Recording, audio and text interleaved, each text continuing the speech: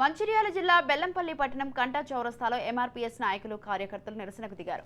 అంబేద్కర్ విగ్రహానికి తమ వినతి పత్రం అందజేశారు. తెలంగాణ రాష్ట్రంలో 80 లక్షల మంది మాదిగలు ఉండగా ఒక్కరికి కూడా ఎస్సీ రిజర్వేషన్లో ఒక్క సీట్ కూడా కేటాయించడం లేదన్నారు ఎంఆర్పీఎస్ అధ్యక్షుడు మందకృష్ణ మాదిగ.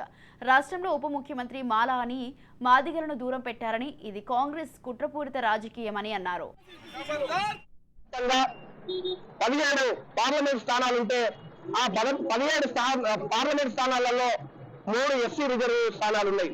ఈ ఎస్సీ రిజర్వ్ స్థానాలలో ముఖ్యంగా కాంగ్రెస్ పార్టీ ఈ దేశంలో ఈ రాష్ట్రంలో అత్యధికంగా ఉన్న మాదిగలకు ఒక్క సీటు కూడా కేటాయించలేదు.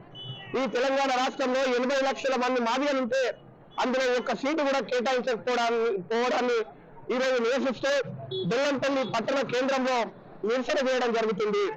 కాంగ్రెస్ పార్టీ సామాజిక న్యాయాన్ని కట్టుబడి లేదని చెప్పేసి స్పష్టంగా తెలుస్తుంది. కాంగ్రెస్ పార్టీ మాలలకు కొమ్ము రాస్తుందని చెప్పి స్పష్టంగా తెలుస్తుంది. ఈ తెలంగాణ రాష్ట్రంలో ఉప ముఖ్యమంత్రి మాల ఉంటేనే అట్లాగే అత్యధిక సీట్లు కూడా మాలకు కేటాయిస్తున్నారంటే కాంగ్రెస్ పార్టీ మాలని తన నెత్తి మీద మోసుకొని తిరుగుతుందని చెప్పి అర్థమవుతుంది.